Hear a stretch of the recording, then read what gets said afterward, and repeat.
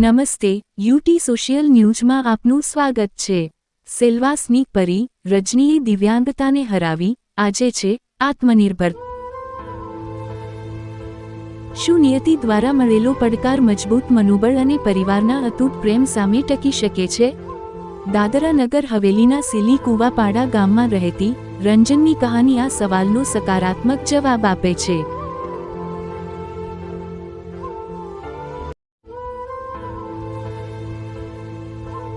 રવુમભાઈ ખેતીકામ અને વનિતાબેન ગૃહિણી ના ઘરે 20 વર્ષ પહેલા જન્મેલી દીકરી રંજનની જીવનગાથા સંઘર્ષ અને આત્મનિર્ભરતાનું પ્રેરક ઉદાહરણ છે।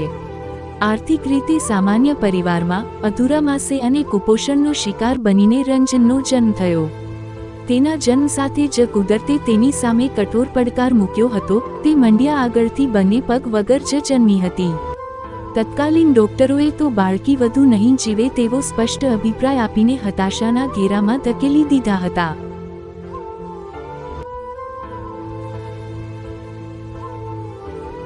માતા વનિતાબેન અને પિતા રવુમભાઈએ હિંમત ન હારી।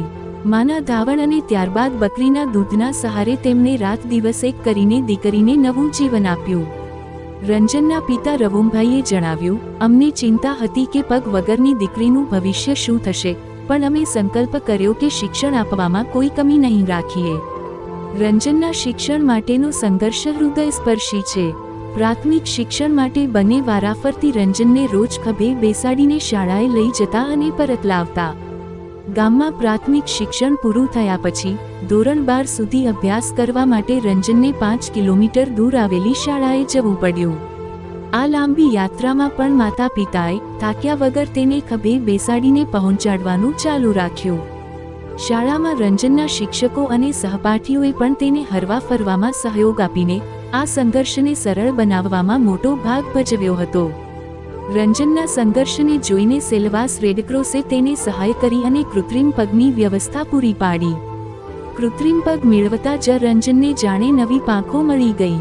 તેણે આત્મવિશ્વાસ સાથે ધોરણ 12 સુધીનું શિક્ષણ મેળવ્યું અને રેડક્રોસના સહયોગથી ટેલરિંગની તાલીમ પણ લીધી। આજે કૃત્રિમ પગના સહારે રંજન ઘરકાજ, રસોઈ અને ખેતીના નાના મોટા કામોમાં સક્રિય છે।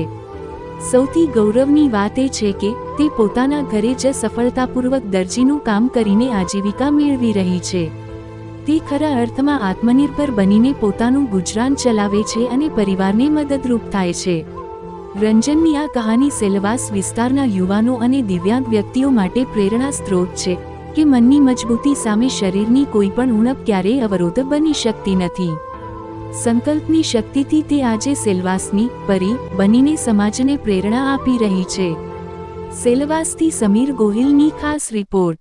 મને પગ મળ્યા પછી લાગ્યું કે કોઈના પર આધાર રાખવાનું નથી। મને મારા પરિવારનો દરેક કામમાં સાથ મળે છે। આજે એટલે હું સફળ છું।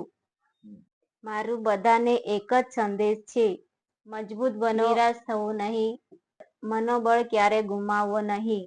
મારી છોકરીનો જન્મ દવાખાનામાં થયો હતો। ડોક્ટરે બોલાવીને અમને બતાવ્યું તો છોકરી છે ને બંને પગોને નહીં હતા, એટલે જોઈને અમે છે ને બંને પતિ પત્નીને અમે જોઈને પછી અમારે છોકરીના પગ નહીં મળે એટલે અમને આઘાત જેવી લાગી। છતાં પણ ડોક્ટરે કીધું કે ઘરે લઈ જાઓ, જીવે તો બી તમારું જ ને મરી જાય તો બી તમારું જ। અમે ઘરે લઈ આવ્યા ને એમને છે ને સારી રીતની ચાકરી કરી, મોટી કરી। 5 વર્ષ કર્યા પછી એમણે સ્કૂલમાં, અમારા ગામમાં જ સ્કૂલ ત્યાં છે ને હું અને મારી પત્ની બંને અમે છે ને સવારે લઈ જાય, સાંજે લઈ આવે। અહીંયા પૂરું થઈ ગયું પછી હળદુનપાડા સવારે મૂકી આવીએ અને સાંજે લઈ આવીએ।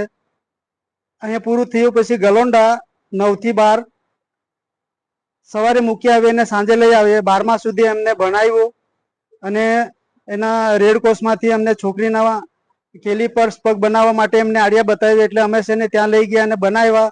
તો એને છે ને ચાલવાનું એને ફાવી ગયું, એટલે એની નવી જિંદગી જેવી મળી ગઈ। અને અમે એને સતત એના સંપર્કમાં હતા, એટલે અમને છે ને એમણે કીધું કે તમારા છોકરીને અમે ટેલરિંગનું શીખાવીએ તો કોઈ વાંધો નહીં, ટેલરિંગનું શીખાવે તે એમને પોતાના પગ પર ધંધો કરીને આ કરી શકે। એટલે શીખીએ અને આજના તારીખમાં એ છે ને પોતાના રીતે સીવીને ચલાવે છે. મારા પરિવારને, મારા છોકરીને છે ને આટલી મોટી કરી વિકલાંગ છતાં હો, એટલે 12મા સુધી ભણીને એને છે ને આગળનું જે ધંધો કરે એ એના માટે અમારા પરિવારને અમારી ખુશી છે. सही में सिल्ली की इस लड़की रंजन ने यह साबित कर दिया है कि दिव्यांगता तन से होती है, मन से नहीं। रंजन की इस कहानी से हम सबको प्रेरणा लेनी चाहिए। आइए आज के दिन हम सब यह संकल्प लें कि दिव्यांग व्यक्तियों को सम्मान दें। Sameer Gohil, YouTube social news, Silvassa.